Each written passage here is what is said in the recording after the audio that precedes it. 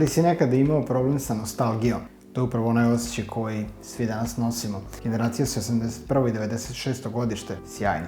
Ukoliko ste osetili potrebu da zaigrate neku od igara na Sony PlayStationu, slušate neki od albuma Eminema s početka 2000-ih, pogledate Too Fast or Furious ili odigrate World of Warcraft sa potpuno novim likom na Classic serveru ili nekom privatnom serveru, ne brinite. To je samo milenijalska nostalgija. A šta su milenijalci i o čemu se ovde zaista radi i o čemu se radi na ovom kanalu i koja je ideja kanala, saznaćete u narednim minutima.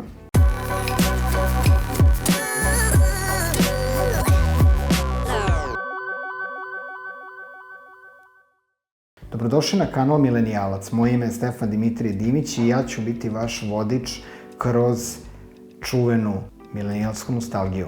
Šta bi to bila milenijalska nostalgija? Ova kovanica je moja. Simptomi poput želje da se odigra neka igra na Sony Kecu ili da se upali ponovo World of Warcraft ili bilo koja druga igra koja vas je činila srećnim u datom periodu. Pogleda neki stari film s početka 2000-ih.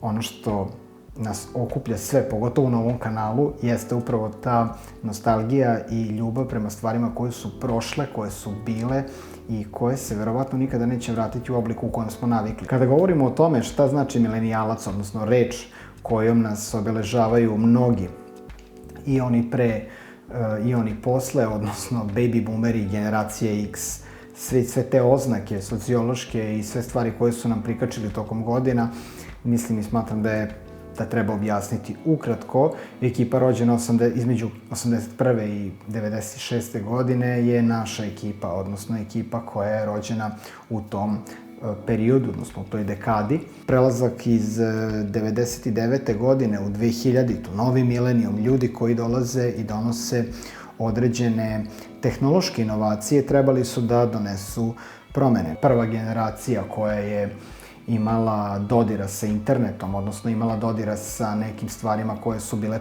potpuno nove. To je bila pre svega elektronska era, odnosno dolazak prvih ozbiljnijih mobilnih telefona, dolazak bržeg interneta, dolazak društvenih mreža, dolazak DVD-eva, kako su se razvijali elektronski resursi, kako se ubrzavala komunikacija, tako je naša generacija ostala na vetrometini i u vakumu između onoga što smo znali kao igra na ulici i onoga što smo znali kao nova tehnologija. Dolazak novog milenijuma najavljivao je i dolazak novih tehnologija. To možemo da vidimo svakako i na polju industrije, ali i muzike i pop kulture koja se menjala kako bi bila prilagodljivija novim generacijama. Uspon interneta i društvenih mreža pokazao je našoj generaciji da u suštini može da komunicira na potpuno drugačiji način, odnosno globalno povezivanje dovelo je do toga da nam prijatelji nisu morali biti blizu kao što su nekada bili blizu.